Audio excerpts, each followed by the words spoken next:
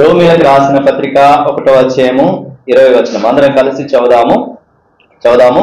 ఆయన అదృశ్య లక్షణములు అనగా ఆయన నిత్య శక్తియు దేవత్వమును జగదుత్పత్తి మొదలుకొని సృష్టింపబడిన వస్తువులను ఆలోచించడం వలన తేటపడుచున్నవి గనుక వారు నిరంతరులై ఉన్నారు. దేవుడు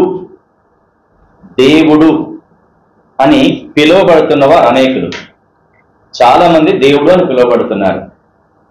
దేవుడు అని పిలువబడినప్పుడు దేవుడికి ఉండాల్సినటువంటి లక్షణాలు ఏంటి అన్న చాలా ప్రాముఖ్యమైన 2 లక్షణాలు ఇక్కడ రాయబడ్డాయి. దేవుడు అని చాలా మంది పిలువబడుతున్నారు కదా, మరి దేవుడు అని పిలువబడుతున్నప్పుడు ఆ దేవుడికి ఉండాల్సినటువంటి లక్షణాలు ఏంటి? దాంట్లో ఒక 2 లక్షణాలు ఇక్కడ చాలా స్పష్టంగా సూటిగా రాయబడ్డాయి. దాంట్లో మొదటి లక్షణాన్ని మనం ఈరోజు ఆలోచన చేస్తాం. దేవుడు అని చెప్పగానే అందరు నమ్మేయడమేనా? ఇలా అన్నదనుకోండి డబ్బులు వచ్చేస్తాయి. ఇలా అంటే సో ఏదో పొడి వచ్చేస్తుంది అంటే ఆయన దేవుడేనా? దేవుడికి ఉండాల్సినటువంటి లక్షణాలు అసలు ఏంటి? దైవత్వం యొక్క లక్షణాలు ఏంటి? అవి ప్రాముఖ్యమైనవి. అవి ఉంటే దేవుడు అనాలి, కానీ మ్యాజిక్స్ చేస్తే దేవుడు అనడానికి వీల్లేదు కదా. కాబట్టి దేవుని యొక్క లక్షణాలు ఏంటి అన్నది ఇక్కడ రాయబడింది. దేవుని యొక్క లక్షణాలు ఏంటి? దేవుడు అని ఎవరిని పిలవాలా? ఆయన యొక్క లక్షణాలు ఏంటిలో ప్రధానమైనటువంటి 2 ఇక్కడ రాయబడినాయి. ఈరోజు ఒక్క విషయాన్ని మనం నేర్చుకుంటాం. రండి, 20వ వచనం ఏమని రాయబడింది? ఆయన అదృశ్య లక్షణములు. ఆయన ఎలాంటి వాడంటే అదృశ్యుడు, అదృశ్య లక్షణాలని కలిగినటువంటి వాడు అని రాయబడుతోంది. ఆయన యొక్క అదృశ్య లక్షణాలు ఉంటాయి. ఆ అదృశ్య లక్షణాలు ఏంటి?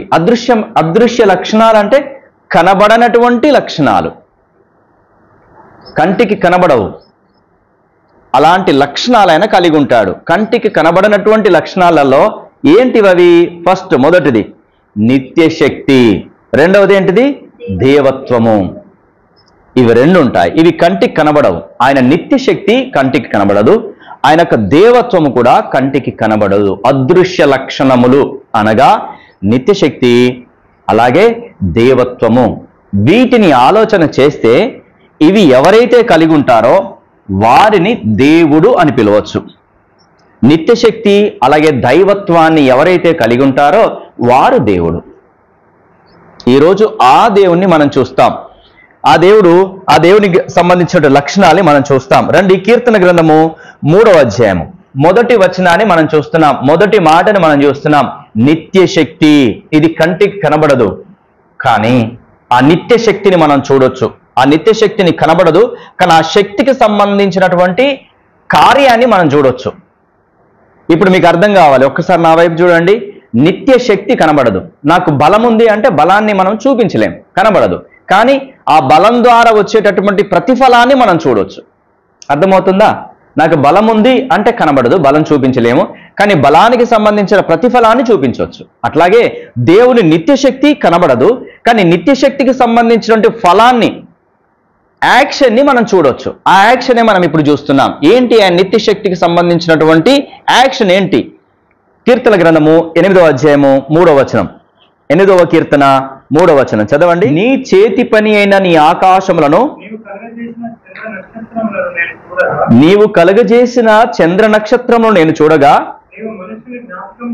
నీవు మనిషిని జ్ఞాపకము చేసుకున్నటకు వాడేపాటి వాడు. ఇక్కడ ఏంటంటే ఆయన యొక్క నిత్య శక్తికి సంబంధించినటువంటి ఫలితం ఏంటి? ఏం కలగజేశాడంట?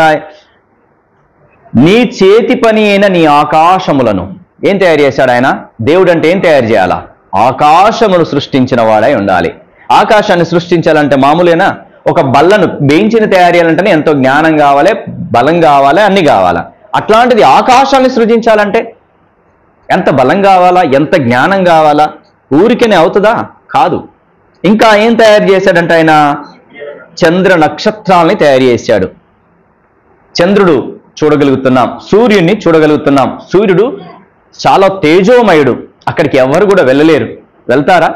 ఎన్ని వేల డిగ్రీల సెల్సియస్ ఉంటుంది, అక్కడికి ఏది వెళ్ళినా కూడా కాలిపోద్దు, అంతే, బూడిద కూడా కనబడదు. అంత వేడిమి కలిగినటువంటి సూర్యుడిని దేవుడు తయారు చేశాడు. ఆయన దేవుడు కాదు, సూర్యుడు దేవుడు కాదు, సూర్యుడిని తయారు చేసిన వాడు దేవుడు అని చెప్తోంది బైబిల్. ఆయన యొక్క దైవ శక్తి ద్వారా, ఆయన యొక్క నిత్య శక్తి ద్వారా ఆయన వాటిని తయారు చేశాడు. సూర్య చంద్ర నక్షత్రాలని ఆయన తయారు చేశాడు. ఆయన దేవుడు అంటే. ఆకాశమును తయారు చేశాడు. ఆయన దేవుడు అంటే. ఇలాంటి నిత్య శక్తి కావాలా? ఇట్లా అని ఇట్లా అంటే కాదు కదా. ఇట్లా ఇట్లా అని ఇట్లా అంటే కాదు. ఇది కాదు. ఆకాశమును తయారు చేయి, నమ్ముతాను నువ్వు దేవుడు అంటే. సూర్య చంద్ర నక్షత్రాలని తయారు చేయి, నమ్ముతాను నువ్వు దేవుడు అంటే. ఇది కదా జరగాల్సింది. కానీ ఇప్పుడు దేవుడు నువ్వు ఎవరిని నమ్ముతున్నావు? ఇలా అన్న వాళ్ళు నమ్ముతున్నావా? ఇలా అన్న వాళ్ళు నమ్ముతున్నావా? ఇంకేదో చేసిన వాళ్ళు నమ్ముతున్నావా? లేదంటే ఆకాశంలో సృష్టించినటువంటి సృష్టికర్తను నమ్ముతున్నావా? సూర్యచంద్ర నక్షత్రాన్ని కలిగజేసిన సృష్టికర్తను నమ్ముతున్నావా? ఎవరిని నమ్ముతున్నావు? ఆయన నిత్య శక్తి ఎవరైతే కలిగి ఉన్నారో ఆయన దేవుడు. ఆ నిత్య శక్తి యొక్క ఫలితం ఏంటంటే ఆకాశం ఆయన కలుగజేశాడు. ఆయన సూర్య చంద్ర నక్షత్రాల్ని కలుగజేశాడు. అవునా? ఇంకా కీర్తన గ్రంథము 19వ కీర్తన 1-3 వచనాలు. ఆకాశములు దేవుని యొక్క మహిమను వివరించుచున్నవి, అంతరిక్షము ఆయన చేతి పని ప్రచురపరచు. ఆకాశములు ఆయన యొక్క మహిమను వివరిస్తున్నాయి. ఆయన ఎంత గొప్పవాడో, ఆయన శక్తి, ఆయన ఎంత శక్తిమంతుడో ఆకాశములను చూస్తే నీకు అర్థమవుతుంది అంటున్నాడు. ఎందుకంటే ఆకాశములు సూర్యచంద్ర నక్షత్రాలు వాటికవే కలగలేదు. అర్థమవుతుందా? వాటికవే ఎట్టి పరిస్థితుల్లో కలగలేదు. వాటిని కలుగజేశాడు. వాటిని చూస్తే ఆయన యొక్క మహిమ, ప్రభావము, ఆయన యొక్క శక్తి మనకు అర్థమవుతుంది అని చెప్తున్నాడు. ఏమంటున్నాడు ఇక్కడ? ఆకాశములు దేవుని మహిమను వివరిస్తున్నాయి. వాటిని చూడు, ఆకాశం ఎంత బ్రహ్మాండమైందో, ఆయన యొక్క మహిమను అవి వివరిస్తున్నాయి. ఇంకా అంతరిక్షం ఆయన చేతి పనిని ప్రచురము చేయుచున్నది. అంతరిక్షం అంతా కూడాను ఎంత పెద్దదో కదా అంతరిక్షము. మనం చూసేది సూర్య కుటుంబం. ఈ సూర్య కుటుంబంలో సూర్యుడు, చంద్రుడు, అలాగే 9 గ్రహాలు ఇవన్నీ తిరుగుతున్నాయి. ఈ సూర్య కుటుంబము ఒక పాలపుంత గెలాక్సీలో ఉంది. ఒక పాలపుంత. ఇలాంటి పాలపుంతలో మన సూర్యుని పోలినటువంటి సూర్య కుటుంబాలు చాలా ఉన్నాయి. ఇలాంటి పాలపుంతలు చాలా ఉన్నాయి. దాన్ని అంతరిక్షము అంటారు. అర్థమవుతుందా? అంతరిక్షంతో పోల్చినప్పుడు సూర్యుడు కూడా ఇసుక రేణువు కంటే తక్కువ. సూర్యుడే ఇసుక రేణువు కంటే తక్కువైనప్పుడు భూమి ఎంత? భూమి ఇసుక రేణువు కంటే ఇంకా తక్కువైనప్పుడు మనం ఎంత కదా. కాబట్టి వాడిని జ్ఞాపకం చేసుకోవడానికి వాడు ఏ పాటి వాడు అంటున్నాడు కీర్తనకారుడు. నరుణ్ణి జ్ఞాపకం చేసుకోవడం వాడు ఏ పాటి వాడు? అంతరిక్షాన్ని చూసినప్పుడు, పాలపుంతల్ని చూసినప్పుడు, అట్లాగే సూర్య కుటుంబాన్ని చూసినప్పుడు, ఒక సూర్యుని చూసినప్పుడు, ఆ సూర్యుని చుట్టూ తిరుగుతున్నటువంటి భూమిని చూసినప్పుడు, ఆ భూమి మీద నివసించేటటువంటి మనుషుడు ఎంతటి వాడు? ఆయన నిత్య శక్తి, ఆయన మహిమ ప్రభావము వాటిని చూడడం ద్వారా నీకు అర్థమవుతుంది. అందుకని రాత్రి వేళ ఒక్కసారి ఆకాశం పైకెత్తి చూడు. దేవా, నువ్వు తయారు చేసిన ఆకాశం ఎంత గొప్పది. పగలు ఆయన వైపు చూడు, ఆకాశం వైపు ఎత్తి చూడు, కళ్ళెత్తి చూడు. నేను చాలాసార్లు చూసి ఆనందిస్తాను. ప్రభువా, నువ్వు ఆకాశమును కలగజేసిన దేవుడవు. రాత్రి చూడు, ఆయన నక్షత్రాలు కనబడతాయి. ప్రభువా, నక్షత్రాల్ని కలగజేసిన దేవుడవు.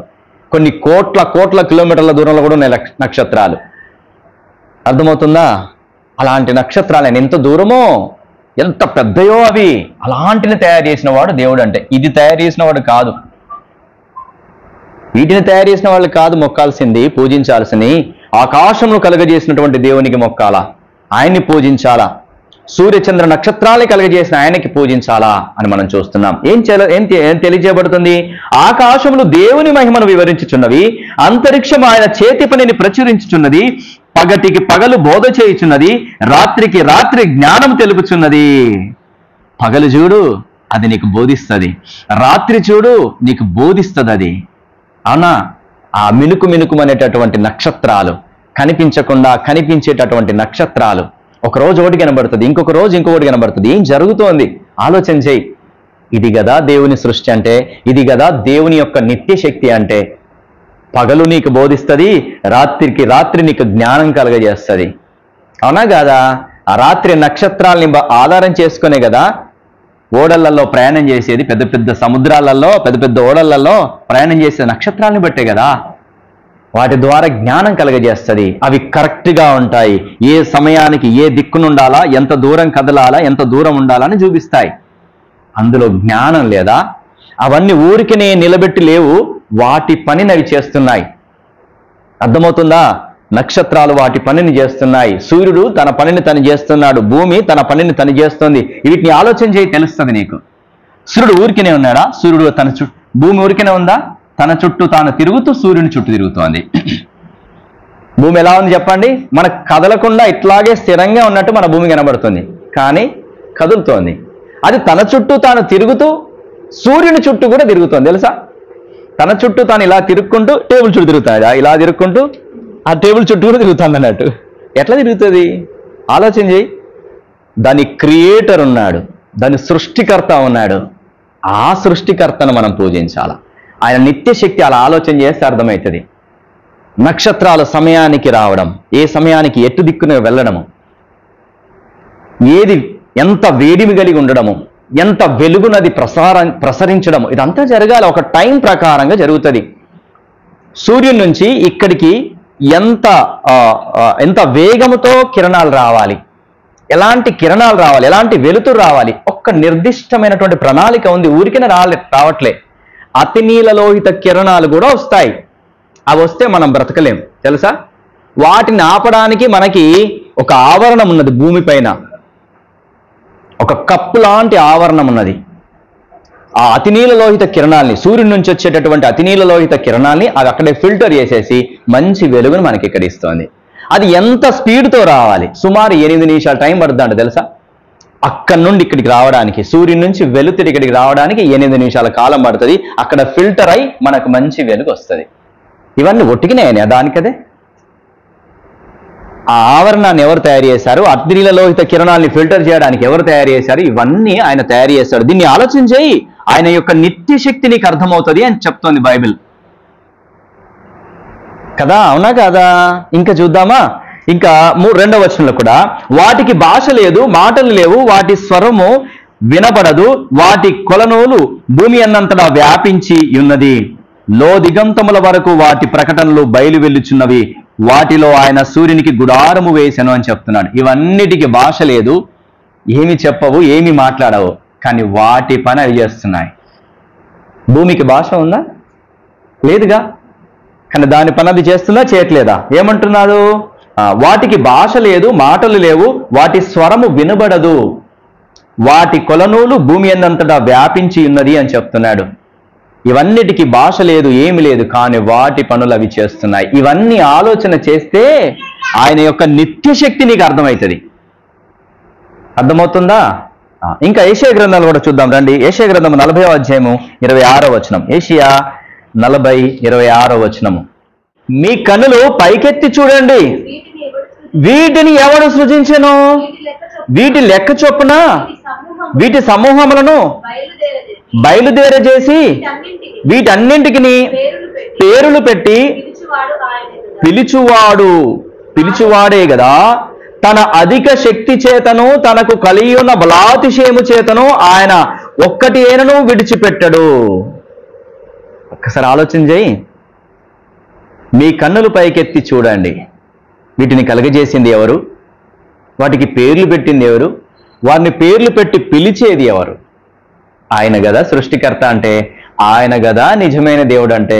ఈరోజు నీకు అర్థమవుతుందా? వాటిని కలగజేసిన వాడు దేవుడు, వాటికి పేర్లు పెట్టిన వాడు దేవుడు, వాటిని పిలిచేవాడు దేవుడు. ఆయన యొక్క నిత్య శక్తిని ఈరోజు నువ్వు అర్థం చేసుకో అని చెప్తున్నాడు. నేను చదువుతా చూడండి 26వ వచనము. మీ కన్నులు పైకెత్తి చూడండి, వీటిని ఎవరు సృజించెను? వీటి లెక్క చొప్పున వీటి నమూనాలను బయలుదేరజేసి, వీరి సమూహములను బయలుదేరజేసి వీటన్నింటినీ పేరులు పెట్టి పిలిచువాడే కదా, తన అధిక శక్తి చేతను తనకు కలిగి ఉన్న బలాతిశయము చేతను ఆయన ఒక్కటి అయినను విడిచిపెట్టడు. ఏమంటున్నాడు? అర్థమవుతుందా? మన దేవుని యొక్క నిత్య శక్తి. ఇది దైవత్వం యొక్క లక్షణం, దేవుని యొక్క లక్షణం ఇది. ఇలాంటి లక్షణాలు గలవాన్ని మనం ఆరాధించాలి, ఇలాంటి లక్షణాలు గలవాన్ని పూజించాలి, కానీ దేనికి పడితే దానికి కాదు అని చెప్పబడుతోంది. ఈయన ఎవరు? ఎవడు ప్రశ్న ఏంటంటే, ఈయన ఎవరు? అంతేనా? వాటిని పేర్లు పెట్టి పిలిచేది ఎవరు? వాటిని కలగజేసింది ఎవరు? వాటి పని ప్రకారము నియమించింది ఎవరు? ఈయన ఎవరు? ఇప్పుడు కావాలి, అవునా? ఈయన ఎవరు చూద్దామా రండి. యోహాను సువార్త 1వ అధ్యాయము 3వ వచనము. కలిగి ఉన్నది ఏదియు ఆయన లేకుండా కలగలేదు. కలిగి ఉన్నది ఏది ఆయన లేకుండా కలిగేది. ఈ కంటికి కనబడేదన్నీ కూడా ఆయన ద్వారానే కలిగజేయబడ్డది. ఆయన ఎవరు చెప్పండి? ఆయన ఎవరు? వాక్యము అని రాయబడింది. ఈ సృష్టి అంతా కూడా ఎవరి ద్వారా నిర్మితమైంది? వాక్యము ద్వారా నిర్మితమైంది. ఆ వాక్యానికి పేరే యేసు. చెప్పండి, ఏం పేరు? ఆ వాక్యమైన దేవునికి ఉన్న పేరు యేసు. చూద్దామా రండి. యోహాను సువార్త 1వ అధ్యాయం 1, 2, 3. ఆదియందు వాక్యముండెను, వాక్యము దేవుని యొద్ద ఉండెను, వాక్యము దేవుడై ఉండెను. ఆయన ఆదియందు దేవుని యొద్ద ఉండెను, సమస్తమును ఆయన మూలముగా కలిగెను. కలిగి ఉన్నది ఏదియు ఆయన లేకుండా కలగలేదు. చాలు, కలిగి ఉన్నది ఏదియో ఆయన లేకుండా కలగలేదు. ఎవరి ద్వారా కలిగింది? వాక్యము ద్వారా కలిగింది అని చెప్తున్నాడు. ఆ వాక్యం ఏంటంటే 14వ వచనం చదవండి. ఆ వాక్యము శరీరధారి అయి కృపాసత్య సంపన్నుడుగా మన మధ్య నివసించెను.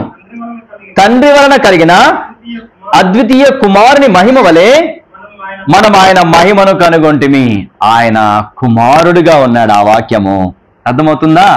దేవుని కుమారుడిగా ఉన్నాడు వాక్యము. ఆ వాక్యము ద్వారానే సమస్తమును కలుగజేయబడింది. ఆయన శక్తిమంతుడు, ఆయన సర్వశక్తిమంతుడు గనక యేసు దేవుడు. అర్థమవుతుందా? దేవుడు కావాలి అంటే ఏం కావాలి? ఆయన నిత్య శక్తి ఉండాలి. ఆ నిత్య శక్తి ఎలాంటిది? ఆకాశమును కలుగజేసిన వాడుగా ఉండాలి, సూర్యచంద్ర నక్షత్రాల్ని కలుగజేసిన వాడుగా ఉండాలి. అవునా? అలాంటి ఆయనే మన ప్రభువైన యేసు. సూర్యచంద్ర నక్షత్రాల్ని కలిగజేసిన వాడు, ఆకాశమును కలిగజేసిన వాడు మన ప్రభువైన యేసుక్రీస్తుల వారు. ఆయనకి ఏమని పేరు? యేసు అని పేరు. ఆయనకి ఏమని పేరు? వాక్యం అని పేరు. ఆయనకి ఇంకొక పేరు కూడా ఉంది. ఆ పేరు చూద్దామా రండి. అక్కడ క్లారిటీ దొరుకుతుంది ఇంకా మనకి. హెబ్రీయులకు రాసిన పత్రిక 1వ అధ్యాయము. హెబ్రీ 1వ అధ్యాయం 10, 12 వచనాలు. ప్రభువా, నీవు ఆదియందు భూమికి పునాది వేసితివి, ఆకాశములు కూడా నీ చేతి పనులే, అవి నశించును గాని నీవు నిలిచి ఎందువు. అవన్నీ వస్త్రము వలె పాతగిలును, ఉత్తరీయము వలె వాటిని మడిచివేతువు. అవి వస్త్రము వలె మార్చబడును గాని నీవు ఏకరీతిగానే ఉన్నావు, నీ సంవత్సరములు తరగవు అని చెప్పుచున్నాడు. అయితే నేను నీ శత్రును నీ పాదములకు పాదపీఠముగా చేయ వరకు నా కుడిపార్శ్వన కూర్చుండుమని దూతలతో ఎవని గూర్చేను ఎప్పుడైనాను చెప్పినా అని చెప్తున్నాడు. ఎవరి గురించి రాయబడింది ఇక్కడ? ప్రభు అయిన యేసుక్రీస్తుల వారి గురించి. ఎక్కడ? 5వ వచనం. ఏలైనగా నీవు నా కుమారుడవు, నేడు నిన్ను కని ఉన్నాను అనియు, ఇదిగాక నేను ఆయనకు తండ్రినయ్యుండును, ఆయన నాకు కుమారుడయ్యుండును అనియు చెప్పబడింది. ఇప్పుడు ఆ కుమారుని గురించి ఏమని చెప్తున్నాడు? 8వ వచనంలో 7 నుంచి, తన దూతను వాయువులుగాను తన సేవకును అగ్నిజ్వాలలుగాను చేసుకునేవాడు అని తన దూతల గురించి చెప్పుచున్నాడు. గాని తన కుమారుని గూర్చి అయితే, దేవా నీ సింహాసనము నిరంతరము నిలిచినది, నీ రాజదండము న్యాయార్థమైనది, నీవు నీతిని ప్రేమించితివి, దుర్నీతిని ద్వేషించితివి. అందుచేత దేవుడు నీ తోటి వారి కంటే నిన్ను హెచ్చించినట్లుగా ఆనంద తైలంతో అభిషేకించను. మరియు ప్రభువా, నీవు ఆదియందు భూమికి పునాది వేసితివి, ఆకాశములు కూడా నీ చేతి పనులే, అవి నశించును గాని నీవు నిలిచియందు. అవి వస్త్రము వలె పాతగిలను, ఉత్తరీయం వలె వాటిని మడిచి వేస్తావు. ఇది కదా మన ప్రభువైన యేసుక్రీస్తుల వారి యొక్క నిత్య శక్తి. అందుకనే యేసును ఆరాధించేది. ఆయనే నిజమైన దేవుడై ఉన్నాడు. ఆయన తప్ప వేరొక దేవుడు లేడు. ఆయన తప్ప వేరొక సృష్టికర్త లేడు. అర్థమైందా? ఇవన్నీ అర్థమైన తర్వాత సరే అయితే ఏంటి కదా? ఇప్పుడు మన ప్రశ్న ఏంటి? ఓకే, ప్రభువైన యేసు సృష్టికర్త అని చెప్తున్నావు, ప్రభువైన యేసు దేవుడు అని చెప్తున్నావు, ప్రభువైన యేసు ఆకాశమును కలుగజేశాడు, ప్రభువైన యేసు సూర్యచంద్ర నక్షత్రాలను కలుగజేశాడు, వారిని పేర్లు పెట్టాడు, వారిని పేర్లు పెట్టి పిలుస్తున్నాడు, ఆకాశంలో వారిని మడిచివేయగలవాడు, అంత గొప్ప శక్తిమంతుడు. ఓకే, అయితే ఏంటి కదా? సరే ఓకే, అంతగా చెప్తున్నావు కదా, అయితే ఏంటి అని అన్నాం అనుకోండి. అయితే ఏంటంటే రండి చూద్దామా. ఫిలిప్పీలకు రాసిన పత్రిక 2వ అధ్యాయము 7, 8 వచనాలు. మనుష్యుల పోలికగా పుట్టి దాసుని స్వరూపమును ధరించుకొని తన్ను తానే రిక్తిగా చేసుకొని మరియు ఆయన ఆకారమందు మనుషులుగా కనబడి మరణము పొందినంతగా అనగా శిలువ మరణము పొందినంతగా విధేయత చూపిన వాడై అలాంటి ఆయన ఎవరు? ప్రభువైన యేసుక్రీస్తుల వారు ఏం చేశాడో రాయబడింది. సర్వశక్తిమంతుడు, సర్వాధికారి అయినటువంటి యేసుక్రీస్తు ప్రభుల వారు ఏం చేశాడు? ఏం చేశాడంట? మనుషుల పోలికగా పుట్టాడంట. ఎవరు? సూర్యచంద్ర నక్షత్రాల్ని కలగజేసిన సృష్టికర్త అయిన ఆయన, వాక్యమై ఉన్నటువంటి ఆయన, ఉత్తరీయం వలె ఆకాశంను చుట్టేటటువంటి ఆయన మనుష్యుల పోలికగా పుట్టాడు. మనుషుల పోలికగా పుట్టి దాసుని స్వరూపాన్ని ధరించుకున్నాడు. మనుషుల పోలికగా పుట్టాడు, దాసుని స్వరూపాన్ని ధరించుకున్నాడు. ఇది ఎంత అద్భుతమో కదా! అంత గొప్ప ఆయన రాజులాగా కనబడాలి, కానీ ఎలా కనబడుతున్నాడు? దాసులా కనబడుతుంది. నార్మల్ వస్త్రాధారణ, సర్వసాధారణమైనటువంటి జీవితం, అట్టహాసాలు లేనటువంటి జీవితము ఆయన ధరించినాడు, ఆయన జీవించినాడు. ఇంకా తన్ను తాను రిక్తునిగా చేసుకున్నాడు. తన్ను తాను రిక్తునిగా, ఖాళీగా చేసుకున్నాడు, ఏమీ లేనివాడుగా చేసుకున్నాడు. అందుకనే ఒక ఆయన వచ్చి ఆయన అడుగుతాడు, యేసుప్రభువా నువ్వు ఎక్కడుంటావో చెప్పు, నేను వచ్చి నీతో పాటు అక్కడ ఉంటానంటే, పక్షులకి గూళ్ళున్నాయి, నక్కలకు బొరియలున్నాయి, కానీ మనుష్య కుమారుడు తలదాల్చుకోటకు స్థలం లేదు అంటాడు. అసలు లేదే బాబు నాకు స్థలం అంటాడు. భూమి ఆయనదే, సర్వసృష్టి ఆయనదే, కానీ అంతగా సృష్టించినప్పటికీ ఆయన కొరకు తలదాల్చుకోవడానికైనా స్థలం ఉన్నదా? లేదు అంట. అలాగా రిక్తునిగా చేసుకున్నాడు ప్రభు.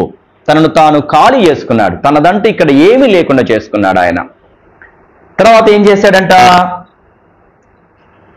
మరియు ఆకారమందు మనుషుడిగా కనబడి మరణము పొందినంతగా అనగా శిలువ మరణము పొందినంతగా విధేయత చూపిన వాడై తన్ను తాను తగ్గించుకున్నాడు. శిలువ మరణము పొందినంతగా తన్ను తాను తగ్గించుకున్నాడు. ఉమ్మి వేస్తే తుడి చేసుకున్నాడు, పిడిగుద్దులు గుద్దితే ఓర్చుకున్నాడు, గడ్డం పెరికి వేస్తే ఓర్చుకున్నాడు, కొడితే ఓర్చుకున్నాడు, అవమాన పరిస్తే ఓర్చుకున్నాడు. తనను తాను శిలువ మరణము పొందినంతగా తగ్గించుకున్నాడు. ఎవరైనా? ఆకాశ మహాకాశాలు పట్టజాలని ఆయన, ఆకాశమును సృష్టించినటువంటి ఈయన ఎంతగా తగ్గించుకున్నాడు? శిలువ మరణము పొందినంతగా తను తాను తగ్గించుకున్నాడు. ఇవన్నీ ఎందుకోసం చెప్తున్నాం? అయితే ఏంది మళ్ళా ప్రశ్న కదా. సో అంత పెద్ద ఆయన అని చెప్పావు, మంచిది. ఆయన ఇలాగ తనను తాను తగ్గించుకున్నాడు, మనిషిగా వచ్చాడు అని చెప్పావు, మంచిది. అయితే నాకేంటి ప్రయోజనం అని అడిగితే రండి చూద్దాము. కొలస్సీలకు రాసిన పత్రిక 1వ అధ్యాయము 21-22 వచనాలు. మరియు గతకాలమందు దేవునికి దూరస్తులను మీ దుష్క్రియల వలన మీ మనస్సులో విరోధ భావము గలవారునై ఉండినను మిమ్మును కూడా తన సన్నిధిని పరిశుద్ధులుగాను నిర్దోషులుగాను నిరపరాధులుగాను నిలువబెట్టుటకు ఆయన మాంసయుక్తమైన దేహమందు మరణము వలన ఇప్పుడు మిమ్మును సమాధాన పరిచెను. ఇది జరిగింది. ఈ క్లారిటీ నీకు రావాలా, ఈ సత్యము నువ్వు గ్రహించాలా. ఆయన నిత్యశక్తి కలిగినటువంటి వాడు. ఆయన మనుష్యుని రూపములా ఇక్కడికి వచ్చేసినాడు, రిక్తునిగా చేయబడ్డాడు, ఖాళీ చేయబడ్డాడు, ఒక దాసునిలాగా బ్రతికాడు. బ్రతికి తనను తాను శిలువ మరణము పొందినంతగా తగ్గించుకున్నాడు. తగ్గించుకున్నది, దాసుని రూపం ధరించుకున్నది, మనిషిగా వచ్చింది. ఎందుకనంట? మనల్ని దేవునితో పాటు సదాకాలం ఉంచడం కొరకు. అర్థమవుతుందా? ఇప్పుడు చదువుతా చూడండి. మరియు గతకాలమందు దేవునికి దూరస్థలము మీ దుష్క్రియల వలన మనస్సులో విరోధ భావం కలిగిన వారం. ఎలాంటి వారం మనము? మునుపు ఎలా ఉన్నామంట మనము? ఎలాంటి వారం? ఫస్ట్ పాయింట్ ఏంటిది? గతకాలమందు దేవునికి దూరస్థలం. ఇలాంటి సృష్టికర్తకి దగ్గరగా ఉన్నామా, దూరంగా ఉన్నామా? అసలు సృష్టికర్తయే తెలియదు మనకి. ఆకాశంలో కలుగజేసిన సృష్టికర్తకి ఆరాధన చేశామా, పూజించామా, ఆయన్ని వెతకడానికైనా ప్రయత్నం చేశామా? లేదు. ఆయనకి దూరస్థలముగా ఉన్నాం. First point. రెండవది ఏంటంట? దుష్క్రియలు చేసేవారంగా. దుష్క్రియలు అంటే చెడ్డ పనులు, అబద్ధాలు చెడ్డ పనులే. మోసము, పగ, ప్రతీకారము, ద్వేషము, కలహాలు, కొట్లాటలు, జూదము, వ్యభిచారము, ఇవన్నీ దుష్క్రియలే. ఇవన్నీ చేసేవారముగా ఉన్నాం. ఆయనకు దూరస్తులుగా ఉన్నాం, ప్లస్ ఈ దుష్క్రియలు చేసే వారంగా కూడా మనం ఉన్నాము అని చెప్తున్నాడు. అయితే అలాంటి మనల్ని ఇంకా ఏమంటున్నాడు? మీ మనస్సులో విరోధ భావము గలవారం. ఇంకా ఎలాంటి ఉంది మన హృదయంలో? విరోధ భావం కలిగిన వారంగా ఉన్నాం. దుష్క్రియలు మాత్రమే కాదు, విరోధ భావం. ఎవరిని మనం ప్రేమిస్తాం, ఎవరిని మనం దగ్గర తీస్తామంటే మన మేలు కోరే వారికి మేలు కోరుతాం. మన కీడు కోరిందా, మనకి నష్టం చేసిందా, వాడి పని అవుట్. అట్లాగా విరోధ భావము స్వభావము మనసులో కలిగిన వారం. అలాగే దేవుని దృష్టిలో కూడా దేవునికి విరోధ భావం కలిగిన వారం కూడా ఉన్నాం. దేవుణ్ణి దూషించిన వారముగా, దేవునికి దూరస్థులముగా, మన మనస్సులో దేవునికి విరోధులముగా మనం ఉన్నాము అని చెప్పబడుతోంది. నేను కూడా యేసుక్రీస్తు ప్రభువు వారిని దూషించినటువంటి వాడిగా ఉన్నాను, క్రైస్తవుల్ని దూషించినటువంటి వాడిగా ఉన్నాను, విరోధ భావం కలిగినటువంటి వాడిగా ఉన్నాను. 3 క్రియలు చెప్తున్నాడు. ఫస్ట్, దేవునికి దూరస్థులముగా లేమా? రెండవది, దుష్క్రియలు చేయలేదా? చేశాం. మూడవది, విరోధ భావం, మనస్సులో కూడా విరోధ భావం కలిగి ఉన్నాం. బయటికి ఎవరికి తెలియదు ఈ స్వభావం. అలాంటి వారంగా మనం ఉన్నాం. అయితే అలాంటి మనల్ని దేవుడు ఏం చేశాడంట? తన సన్నిధికి పరిశుద్ధులుగాను, నిర్దోషులుగాను, నిరపరాధులుగాను నిలబెట్టక. ఎలా నిలబెట్టాలనుకున్నాడు తన సన్నిధి లోపల? 3 కార్యాలు. మళ్ళీ ఆయన సన్నిధిలో ఎలా నిలబెట్టాలనుకుంటున్నాడు? 3 రకాలుగా. ఫస్ట్ది ఏంటంట? పరిశుద్ధంగా. రెండవది నిర్దోషంగా. మూడవది నిరపరాధులుగా నిలబెట్టడం కొరకు ఆయన ఏం చేశాడంట? మాంసాయుక్తమైన దేహమందు మరణం వల్ల ఇప్పుడు మిమ్మల్ని సమాధానపరిచాను. మాంసాయుక్త దేహాన్ని ధరించుకొని ఆయన మరణించుట చేత మనల్ని సమాధానపరిచాడు. ఇది జరిగింది. ఇది నీకు అర్థం కావాలి.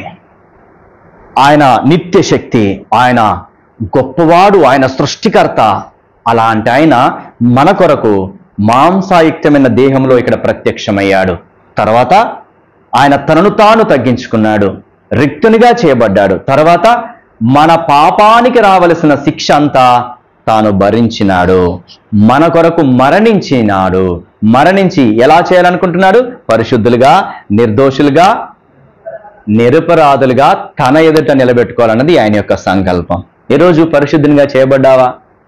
నిర్దోషిగా చేయబడ్డావా? నిరపరాధిగా నువ్వు చేయబడ్డావా? ఇదిగో ప్రభు అంత గొప్ప కార్యాన్ని నీ కొరకు చేశాడు. ఎలాంటి వారం మనము? దూరస్తులం మనము, దుష్క్రియలు చేసేటటువంటి వారము. మనస్సులో విరోధ భావం కలిగినటువంటి మనల్ని ఎవరు ప్రేమిస్తారు చెప్పండి? ఒక దొంగను, ఒక వ్యభిచారిని, ఒక నరహంతకుని ప్రేమిస్తారా? మన కొరకు ప్రాణమిస్తారా? మంచి నీళ్ళే ఇవ్వరు. కానీ మన కొరకు సృష్టికర్త అయిన దేవుడు ప్రాణమిచ్చి మనల్ని తన సన్నిధిలో నిలబెట్టాలనుకున్నాడు. అలాగ నిలబెట్టినాడు గనక మనమైనా ఆరాధించాలా వద్దా? మనమైనా గణపరచాలా వద్దా? ఇది ఆయన ప్రేమ అంటే. నువ్వెవరని? నువ్వు ఒక మంచి వాడవనా, మంచిదానవనా? అంత చేశాడు నీకోసము. ఏ మంచితనము లేకున్నా, భయంకరమైన పాపముతో ఉన్నప్పటికీ ప్రభు మన కొరకు ప్రాణం ఇచ్చినాడు గనక మనం ఆయన్ని ఆత్మతో సత్యముతో ఆరాధించాలి. నీవు నిత్య శక్తి కలిగినటువంటి దేవుడవయ్యా, భూమిని ఆకాశమును కలగజేసిన సృష్టికర్తవయ్యా. అలాంటి నా కొరకు ఈ భూమి మీదకి మానవ దేహముతో, మాంసాయుక్తమైన దేహంతో ప్రత్యక్షమయ్యావు. నీకు వందనాలు. రిక్తునిగా చేసుకున్నావు, వందనాలు. నాకు రావలసిన పాప శిక్ష అంతా నువ్వు శిలువలో భరించి నా వంతుకు మరణించినావు, నీకు వందనాలు అని చెప్పాలి. తర్వాత నన్ను పరిశుద్ధినిగా, నిర్దోషిగా, ఇంకా నిరపరాధిగా నన్ను చేశావు. అలాగ చేసినందుకు నీకు వందనాలు అని నిజంగా ఆయనకి కృతజ్ఞతాస్తుతులు చెల్లించాలా వద్దా? నిజంగా ఈరోజు పరిశుద్ధిగా చేయబడ్డావా? నిర్దోషిగా చేయబడ్డావా? నిరపరాధిగా నువ్వు చేయబడ్డావా? ఒకవేళ చేయబడకపోతే పర్వాలేదు, ఈ రోజైనా యేసయ్యా నన్ను క్షమించు, నీవు నిజంగా సృష్టికర్తమైన దేవుడు అని నమ్ముతున్నాను. నీ నిత్య శక్తిని చూస్తే నాకు అర్థమైపోతుంది నువ్వే వాటిని తయారు చేశావని. అయితే అలాంటి వాడవు. నాకు రావలసిన శిక్ష అంతా మీరు శిలువలో నా కొరకు భరించి, నా వంతుకు దెబ్బలు తిని, నా వంతుకు నీ రక్తమంతా కార్చి చనిపోయి సమాధి చేయబడి తిరిగి లేచావని నమ్ముతున్నాను. మీరు కార్చిన రక్తం చేత నా పాపాలన్నీ కడుగయ్యా, ఇప్పుడే నన్ను నీ బిడ్డగా చేయంటే ఈ 3 ధన్యతలు నీకు వస్తాయి. పరిశుద్ధపరచబడతావు, తర్వాత నిర్దోషిగా చేయబడతావు, తర్వాత నిరపరాధిగా చేయబడతావు. ఇప్పుడు ఆయన సన్నిధిలో ఉంటావు, ఉండవా? ఆయన సన్నిధిలో సదాకాలం నువ్వు ఉంటావు. ఎంత ధన్యత! అయితే నీకు ఆయన సన్నిధిలో ఉండడానికి, నువ్వు నిర్దోషిగా, నిరపరాధిగా, పరిశుద్ధంగా మార్పు చెందడానికి, ఆయన సన్నిధిలో ఉండడానికి నువ్వెంత ఇవ్వాలా? ఎంత డబ్బులు ఇవ్వాలా? పొలం ఇవ్వాలా? గొర్రెలు మేకలు ఇవ్వాలా? ఏదీ లేదు, ఉచితంగా ఇస్తున్నాడు ఈ రక్షణని. ఏమనాలా? ప్రభువా ఉచితంగా నాకు ఆ రక్షణ ఇచ్చినావు అని ఆరాధించాలా వద్దా? ఈ రక్షణ ఉచితము కనుక ఆయన్ని ఆరాధన చేద్దాము. రండి, తలలు వంచి మోకరించి ఆయన ఆరాధన చేద్దాం.